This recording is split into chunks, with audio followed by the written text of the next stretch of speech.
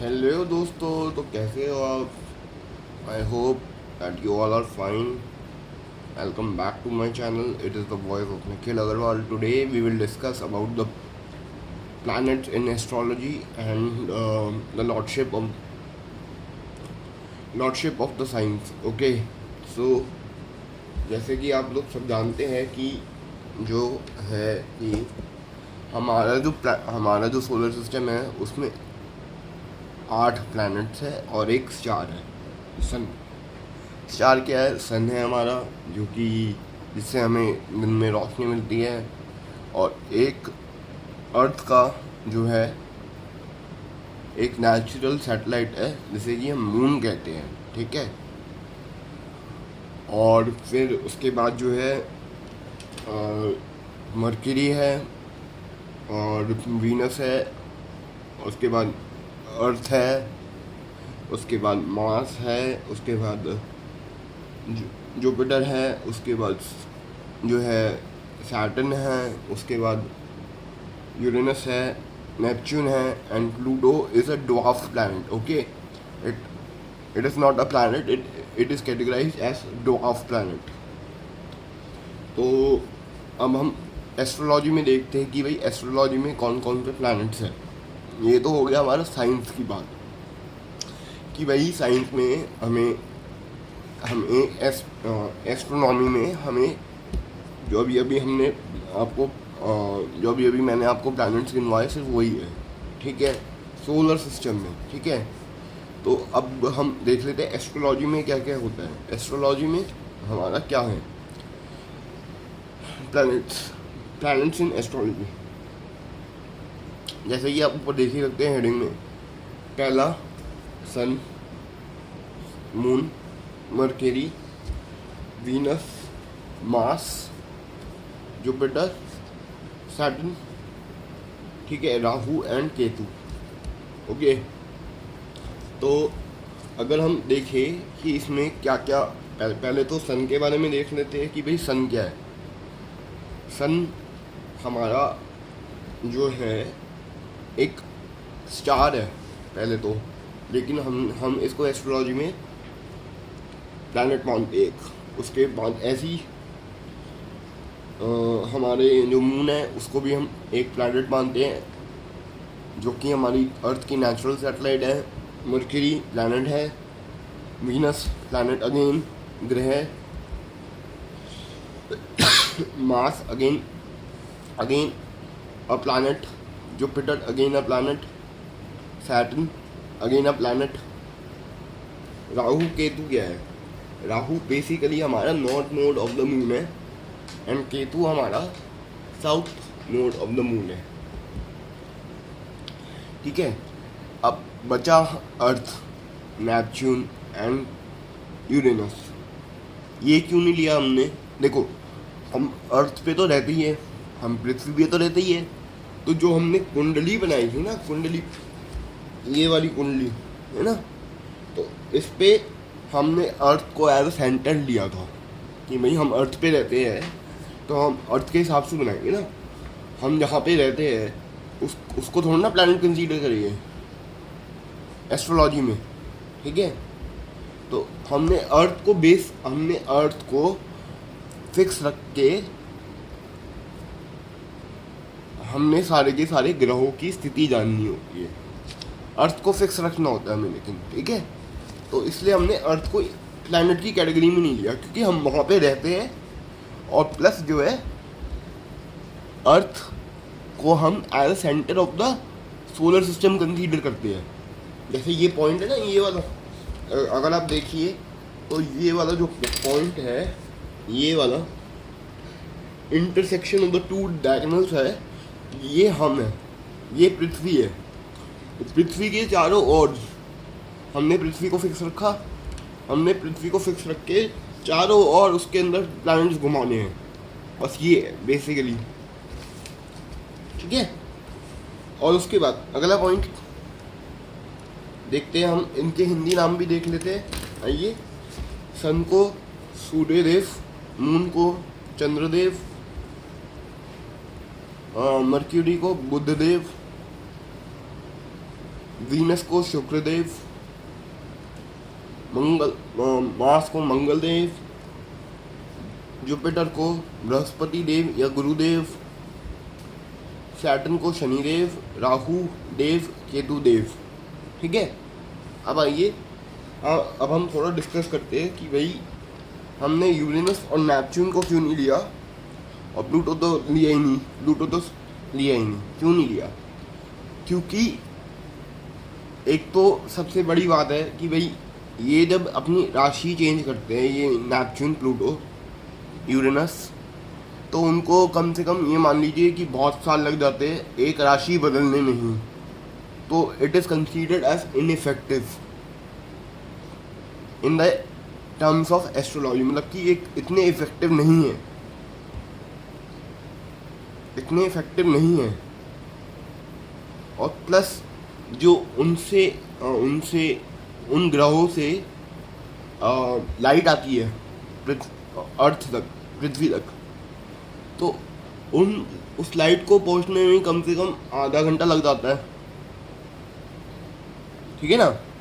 तो इसीलिए जो है हमने उस प्लैनेट को नहीं लिया, उन सारे प्लैनेट्स को एंशिएंट सेजेस ने एंशिएंट एस्ट्रोलॉजी में नहीं लिया, मतलब वैदिक एस्ट्रोलॉजी में नहीं लिया। ठीक है, एंशिएंट की जगह वैदिक यूज़ करना चाहिए वर्ड। ये वैदिक एस्ट्रोलॉजी में हमने नेपच्यून, यूरेनस एंड प्लूटो को नहीं लिया। ठीक है, तो अब देखते हैं हम क्या करना है। अब हमें करना है इसकी लॉर्डशिप देखनी है।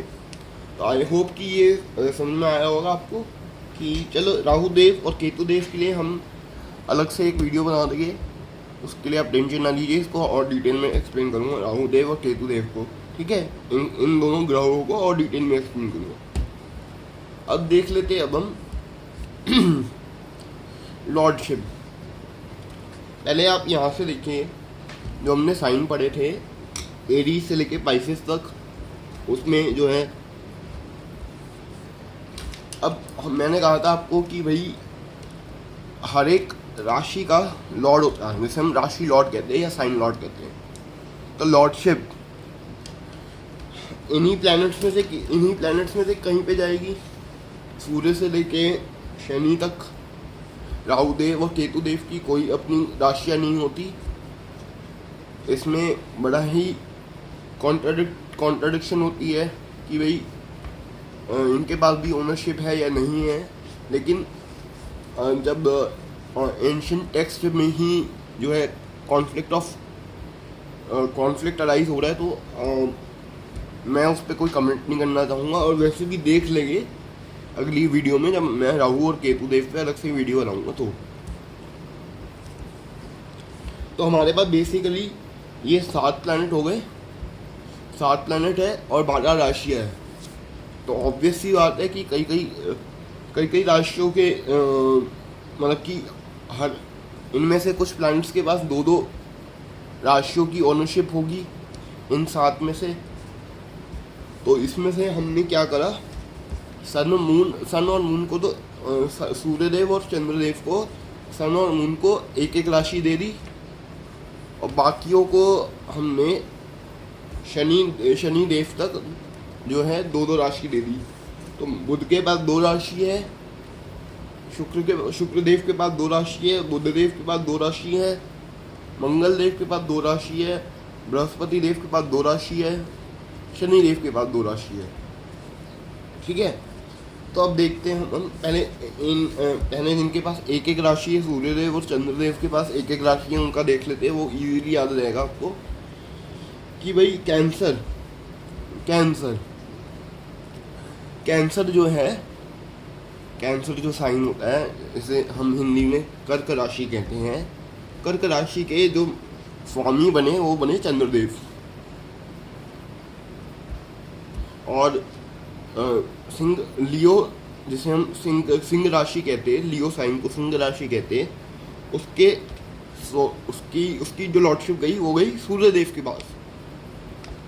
लॉर्डशिप, स्वामित्व एक ही बात है, हिंदी में स्वामित्व कहते हैं, इंग्लिश में लॉर्डशिप कहते हैं। ठीक है, बाकी सबके पास गई, बाकी जो साइन है। और बाकी साइन के बाकियों के पास जो बाकी जो प्लैनेट्स हैं उनके पास गई 2-2 लॉर्डशिप। तो देख लेते हैं हम। पहले हमने क्या करना है, अब 3 और 6 मतलब कि जेमिनी एंड वर्गो ये गई मर्क्यूरी के पास। तो मैंने इन दोनों को ज्वाइन कर दिया आगे चल के। ये इजी तरीका है समझने के लिए, ज्वाइन करके समझ लीजिए कि भाई मेरे पास एक्चुअली स्पेस नहीं था, नहीं तो मैं इन दोनों को ज्वाइन करके यहाँ पे बीच में लिखता मरकरी। और ऐसे भी कैमरे की थोड़ी सी दिक्कत है, मेरे पास फुल पेज नहीं आता। जैसे कि ये फुल पेज है तो इसमें मेरे पास नहीं आता फुल पेज। मेरे पास जो है मोबाइल से वीडियो बना रहा हूँ मैं, तो इसमें थोड़ा सा मेरे पास मोबाइल होल्डर भी नहीं है एक्चुअली। तो इसलिए आप समझ जाइए कि मैं क्या कहना चाहता हूँ कि इन दोनों राशियों को ज्वाइन करके बीच में लिखिए मर्क्यूरी, मतलब कि तीसरे नंबर की राशि यानी कि जेमिनी और छठे नंबर की राशि यानी कि वर्गो यानी कि मिथुन और कन्या राशि को, कन्या राशि के जो लॉर्ड बने वो बने हमारे बुध देव। ठीक है, अब एक राशि ऊपर चलिए, एक राशि नीचे आइए। तो एक राशि ऊपर गए तो यहाँ पे मिली हमें टॉरस वृषभ राशि। एक राशि नीचे गए तो हमारे पास आई लिब्रा राशि यानी कि तुला राशि।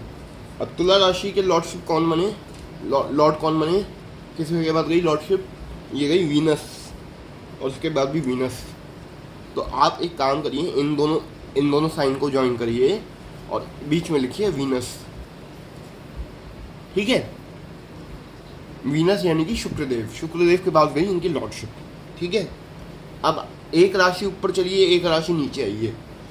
तो 2 से ऊपर गए 1 आई और 7 से नीचे गए 8वीं राशि। तो 1 हो गई मतलब एरीज, 8वीं हो गई मतलब स्कॉर्पियो। तो मेष राशि और वृश्चिक राशि के स्वामी बने मंगल देव। तो इन दोनों राशियों को ज्वाइन करिए और यहाँ पे बीच में लिखिए मास, मंगल देव। ओके, मास यानी कि मंगल देव बने। अब आइए, ये तो हो गई हमारी। अब मैंने आपको मेष से लेके वृश्चिक तक की एक्सप्लेन कर दी कि भाई किसके पास क्या क्या किसके पास गई राशि। ठीक है, अब आइए 9 नंबर पे 10, 11, 12 मतलब कि सैजिटेरियस, कैप्रिकॉर्न, एक्वेरियस और पाइसिस। तो अब इसका मिड पॉइंट लीजिए, इसको जो है इन 4 का मिड पॉइंट लीजिए तो 10 और 11 आएगा। ठीक है, तो 10, 11 की जो रूलरशिप गई यानी कि कैप्रिकॉर्न और एक्वेरियस यानी कि हो गई हमारी कैप्रिकॉर्न का मतलब हो गया हमारा मकर राशि और एक्वेरियस मतलब हो गया हमारा कुंभ राशि और मकर राशि की। इन दोनों को ज्वाइन करिए और बीच में लिखिए सैटर्न। इन दोनों का जो लॉर्डशिप गई वो गई सैटर्न के पास। ठीक है, और यहाँ पे अब बची हमारी 9 और 12 राशि। एक राशि ऊपर चलिए, एक राशि नीचे चलिए। तो 10 से ऊपर गए तो सैजिटेरियस आ जाएगी और 11 से नीचे गए तो यानी कि पाइसिस आ जाएगी। तो पाइसिस का मतलब ये हो गया कि भाई इन दोनों का कौन इन दोनों साइन को ज्वाइन करिए और बीच में लिखिए जुपिटर यानी कि बृहस्पति देव यानी कि गुरुदेव। ओके, तो आई होप कि भाई आपको ये इनकी लॉर्डशिप और इनकी जो है प्लैनेट्स इन एस्ट्रोलॉजी समझ में आया होगा कि भाई हमने जो है यूरेनस, नेपच्यून, प्लूटो को क्यों नहीं लिया। क्योंकि पहला रीज़न क्या था कि भाई ये एक राशि में बहुत ज़्यादा टाइम तक पड़े रहते हैं, कम से कम मान लीजिए I don't know the exact time, but 10 से 15 साल पड़े रहते हैं एक राशि में। और इनसे जो पृथ्वी तक लाइट पहुंचती है वो काफ़ी देर बाद पहुंचती है, इसलिए इनका कोई इफेक्ट ही नहीं पड़ता पृथ्वी पे।